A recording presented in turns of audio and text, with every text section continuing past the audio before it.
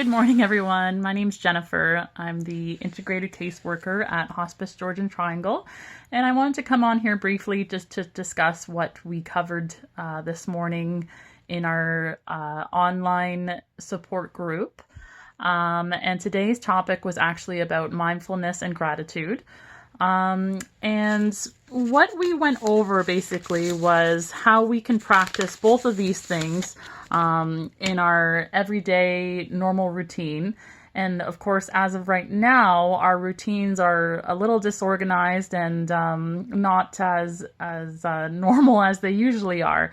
Usually we're getting up in the morning and going to work, or maybe dropping off your kid at daycare, or whatever your routine may usually be. You're most likely working from home, and you probably also have a child at home like I do. So there's a lot of adapting and new changes that we're getting used to of what we're considering to be our new normal at the moment. So really adapting these two things to this new normal that we're getting used to. So in saying that, with mindfulness, what I really wanted to go over was mindfulness to me is really taking in our actual senses. So that being our sight, our sense of smell, our taste, and how we see things, right? So even mundane things like making a cup of tea or making a cup of coffee, really taking that in rather than treating it as a normal day task, right? So even in making that cup of tea, grabbing that tea bag out of, your favorite tea box and watching it go into the hot water and seeing the hot water steam up and watching the milk as it really sinks into your tea. As silly as it may seem, but if you really take a moment to appreciate what you're doing, you're actually practicing mindfulness. So it's kind of living in the present is very important to use as a coping method, especially in these challenging times, right? Is really taking those things in and appreciating them. So again, with your using your senses, I would highly recommend doing that because it really draws in those things for you rather than just saying, okay, I have to do this and just get it over with. And, you start to feel, that's where you start to feel your mental health starts getting influenced, negatively when you're just treating things like tasks and using things to get them over with. It puts a negative spin on it rather than looking at it positively. So if we're able to kind of look at that in more of an appreciative way, the better your mental health will actually feel. So that's a little bit about the mindfulness we talked about. And another thing too about mindfulness was an article I read, and it's by Mike Opland, if you want to take a look online for yourself, but he basically talks about how to accept the impermanence of life.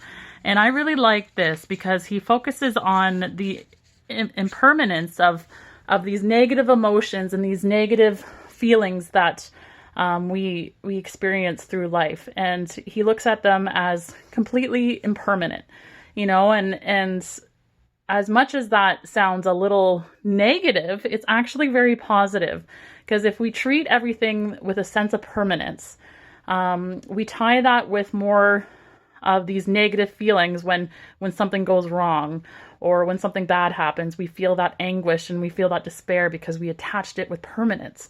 And I think that when we focus on what's happening in the world right now through this pandemic, it's really hard for us to understand because, there's this uncertain grief and there's this uncertain knowing of what's going to happen, right? We don't have an answer of when this is going to end or when this is going to be over. So we are experiencing that sense of loss and that sense of grief right now. So by looking at it as, again, something that's not permanent and something that's temporary, it is a way of looking at it from a more positive angle, right? It's a way to cope with it, knowing that this isn't something that's going to last forever.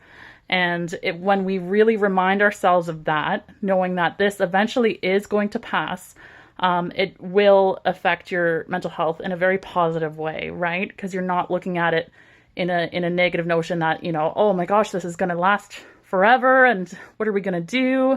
And that's where you start to have feelings of being overwhelmed and that feeling of anxiety. So looking at it from that perspective of, nothing is permanent. These emotions that are tied with it, they're not permanent. This unknown, uncertain feeling that we're having right now, that's also not permanent, right? So really taking that into consideration when you start to feel those waves of feeling overwhelmed will be really beneficial. And the other one that I went over was practicing gratitude. And practicing gratitude is not just, thinking about what we're most grateful for in our everyday lives. It's a huge part of it for sure. But it's also making sure that we're paying attention to the people that are showing us appreciation, and as of right now, examples could be having a loved one drop off groceries at your front step instead of you having to go out to the grocery store right now. Or maybe it's having a friend or a family member check in over the phone or through social media just to see how you're doing or put a smile on your face. Or it could be something even from a stranger. If you're going out for a walk and someone across the street waves at you or gives you a smile and you immediately have that feeling of, oh, that felt good, and you smile or wave back. It's little things like that that may seem very small, but really paying attention to how it makes you feel. Right? So when someone does something really nice for you, take a moment to really sink that in. How does that make you feel physically and emotionally? Did you feel warm? Did you feel that tingly feeling? Did it make you think about another positive moment in your life? Or did it make you think, oh, you know what? I want to give back. That person was able to do this nice task for me, and now I want to be able to give back to them, or maybe give back to somebody else in the community. So really taking that in practicing gratitude is really helpful, right? And of course, going back to what we are grateful for in our everyday life right now, right? Like, for example, I'm really grateful that I get to stay at home quite a lot with my family, so that I have to I get to be with my little girl more often, which I usually didn't with her being in daycare. So I'm very grateful for that. And I'm also very grateful for the wonderful staff that I have at my job. We've been working really hard together to ensure the safety and the health of our patients and our staffs, which is absolutely wonderful.